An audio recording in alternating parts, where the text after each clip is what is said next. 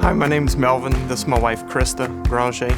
We've been coming to the Bayou, I guess, since around 2012. My first thoughts whenever I heard of small groups were, why is that necessary? We go to church. What's the point of meeting with people in their homes? And not really knowing what it was about.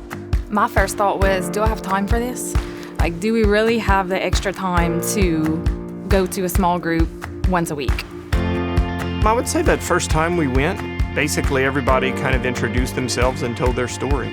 We went first and, just said, this is who we are and this is kind of where we're at in life now. And then you realize you have more things in common than you thought.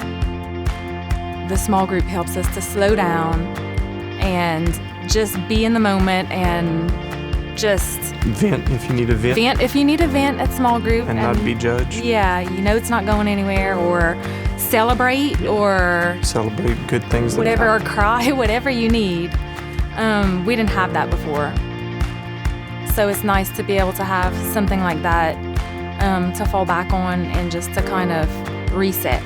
It almost seems like once we joined small group and started volunteering, we did mission work. And now, it's not just a bunch of faces that we don't know.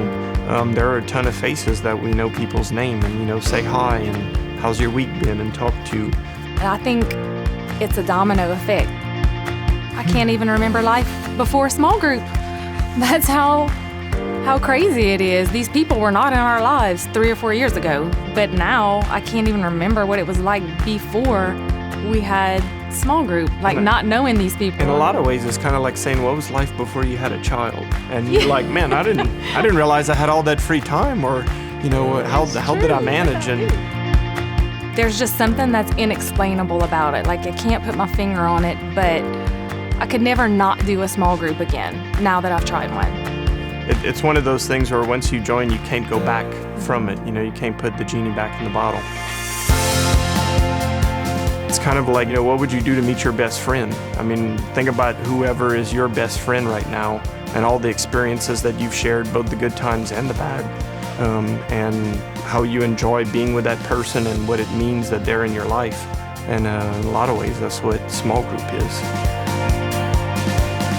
Our son actually utilizes some of our small group members. So whenever he has a decision, although he'll ask for advice from mom and dad. Sometimes he does, sometimes he does not. That alone is worth being in a small group. If you can have people that you trust, that are aligned with God's word, leading your children or guiding your children. I don't know anybody who doesn't want that. Yeah, it's definitely an investment that you don't regret. I would say, if you're on the fence about going, try it one night and see how it goes. And if you make it through, then go back the next week. You will make it through. You'll make it through.